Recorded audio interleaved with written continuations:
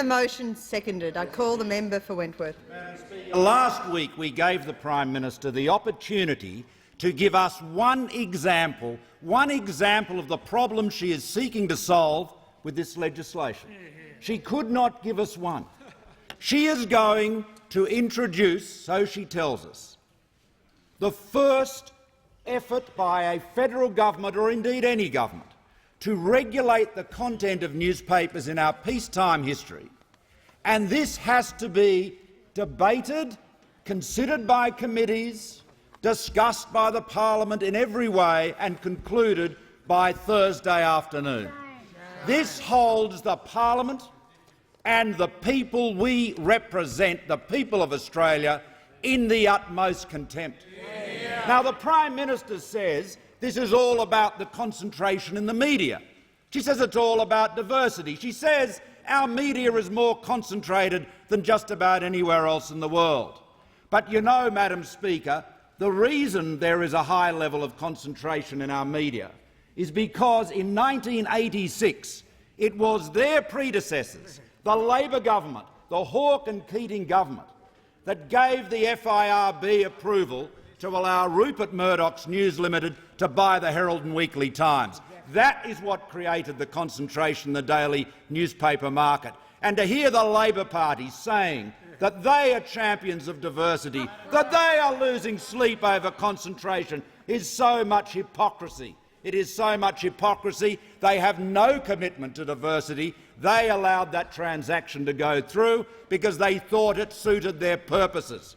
They thought they would get favourable coverage as a result. I don't recall whether they did or they did not. But I tell you, Madam Speaker, any public interest test administered by a government official will be, as this one is proposed, nothing more than a political interest test. And the test will be what is in the interest of the party in power.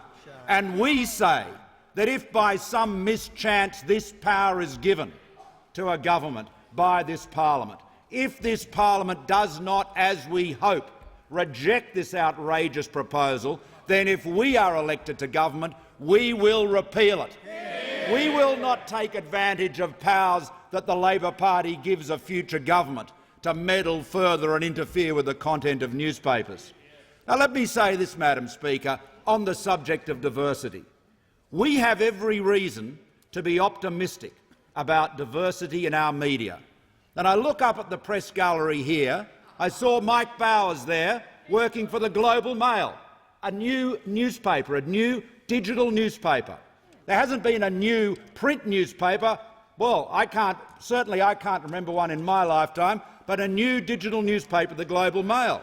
Catherine Murphy and Lenore Taylor are going to work for the Australian edition of The Guardian.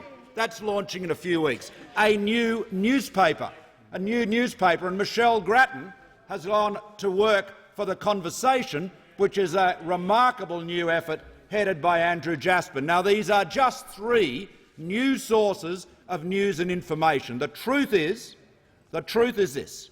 Rupert Murdoch's share of the daily newspaper market is as big now as it was in 1986, when Hawke and Keating gave them the keys to the Herald and Weekly Times.